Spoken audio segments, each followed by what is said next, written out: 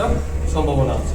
তো সব মিলে আমরা বলতে চাই আইসিটিতে আমরা যে কাজগুলো করছি আপনারা জানেন যে সেখানে আমরা প্রায় ২,৫০০ কোটি টাকার অনেক প্রকল্প বাদ দিয়েছি। আমরা আপনারা খেয়াল করে থাকবেন নতুন বাজেটে আমরা কোনো ধরনের আইসিটি থেকে কোনো নতুন প্রকল্প তুলি নাই। এই জন্য তুলে নাই, একটেক মিটিংয়ে এনএসি মিটিংয়ে আমি স্যারকে বলেছি যে স্যার যেহেতু এখানে অনেক দুর্নীতি হয়েছে, 20টার মতো প্রজেক্ট আইসিটিতে আছে, 6টার মতো প্রজেক্ট পোস্ট এবং টেলিকমে আছে, আমি চাই এই প্রকল্পগুলোকে অপটিমাইজ করতে, অর্থাৎ এখানে কি একটা শৃঙ্খলা নিয়ে আসতে।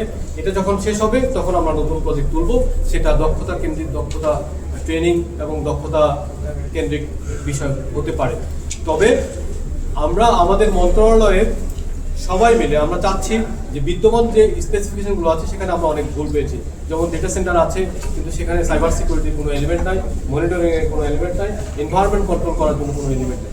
আমরা এমন কোনো টেন্ডার দিইনি যেখানে যেই কোম্পানিটি ফাইন্যান্সিয়াল এবং টেকনিক্যাল ইভ্যালুয়েশনে নাম্বার 1 হয়, অর্থাৎ আমরা সর্বক্ষেত্রে কমপ্লায়েন্স আনার চেষ্টা করছি।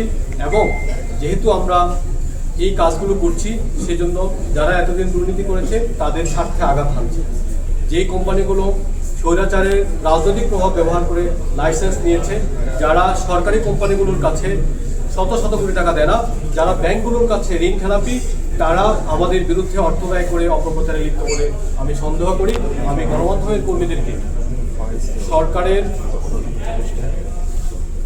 যে উদ্যোগগুলো আছে সেই উদ্যোগগুলোর বিষয়ে বস্তুনিষ্ঠ তথ্য এবং উপাত্ত ভিত্তিক প্রতিবেদন দেওয়ার ব্যবস্থা করছি। শুধু তাই নয়, আমি উল্লেখ করতে চাই আমরা 2টি শ্বেতপত্র তৈরি করেছি মাননীয় প্রধান উপদেষ্টার নির্দেশনায়। আইসিটিতে আমরা আইসিটি শ্বেতপত্র করছি এবং টেলিকমে, ডাক এবং টেলিকমেও আমরা 2টি আলাদাভাবে শ্বেতপত্র করছি। একটি শ্বেতপত্রে বিশ্বের স্বনামধন্য মোনাজ বিশ্ববিদ্যালয়ের প্রফেসর ডক্টর নিয়াজ আসাদুল্লাহ নেতৃত্ব দিচ্ছে, আরেকটি শ্বেতপত্রের নেতৃত্ব দিচ্ছে বাংলাদেশ প্রকৌশল বিশ্ববিদ্যালয়ের অধ্যাপক কামরুল হাসান। আপনারা আপনাদের যে যাবতীয় ফাইন্ডিং তাদের মাধ্যমে পৌঁছাতে পারবেন এবং তারা সবাই দুটো মন্ত্রণালয়ের সামনেই পোস্ট বক্স রেখেছে, ইমেল দিয়েছে এবং পত্রিকায় বিজ্ঞাপন দিয়ে আপনাদের কাছে তথ্য চেয়েছে। আপনাদের যদি যে কোনো ধরনের যে দুর্নীতির অভিযোগ আপনারা সেখানে রাখতে পারবেন।